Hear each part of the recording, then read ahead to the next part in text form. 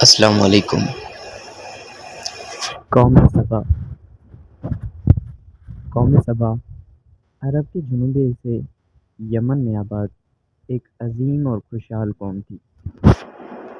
یہ قوم اپنی ترقی، زراعت، تجارت اور شاندار انجینئرنگ کی وجہ سے مشہور تھی۔ قوم صبا کا دور تقریباً 1000 قبل مسیح سے 300 قبل مسیح تک مانا جاتا ہے۔ یہ زمانہ حضرت سلیمان علیہ السلام کے قریب بھی آتا ہے۔ سبا ایک منظم بادشاہت کنگڈم آف سبا تھی۔ قرآن کسی مخصوص سال کا ذکر نہیں کرتا، اس لیے یہی تاریخ اندازے معتبر سمجھی جاتی ہے۔ قوم صبا کا علاقہ پہاڑوں کے درمیان 2 بڑی وادیوں پر مشتمل تھا۔ زرخیز زمین، معتدل موسم، اللہ تعالیٰ نے انہیں سرسبز باغات، پھلوں کی کثرت، پانی کے ذخائر عطا فرمائے۔ قوم صبا کی سب سے بڑی پہچان سدن معرب، قدیم دنیا کا عظیم آب بند، بارش کا پانی محفوظ کر کے پورے شہر کو سیراب کرتا۔ زراعت کا دار و مدار اسی بند پر تھا۔ یہ انجینئرنگ اپنی مثال آپ تھی۔ اللہ نے ان پر مزید کرم فرمایا۔ شہروں کے درمیان فاصلے کم، محفوظ تجارتی راستے، خوف سے پاک سفر۔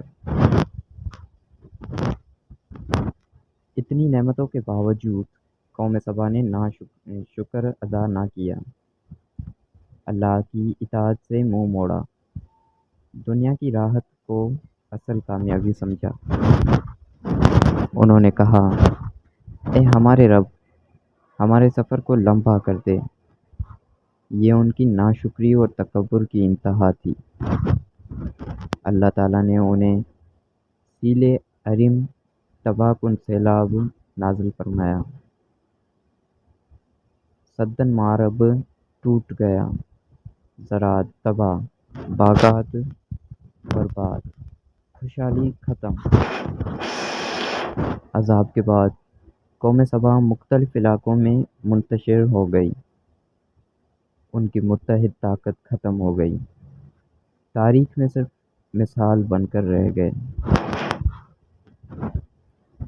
قوم صبا کا قصہ ہمیں سکھاتا ہے، نعمت پر شکر لازم ہے، ترقی اللہ کی اطاعت سے جڑی ہے، غرور قوموں کو مٹا دیتا ہے، طاقت، دولت اور ٹیکنالوجی اللہ کے بغیر بیکار ہے۔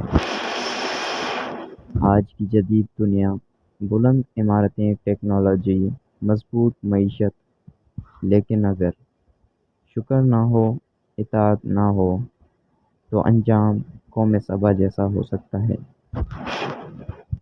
قوم صبا کی داستان قرآن کی سچائی کا ثبوت، تاریخ کا زندہ سبق، ہر دور کے انسان کے لیے تنبیہ۔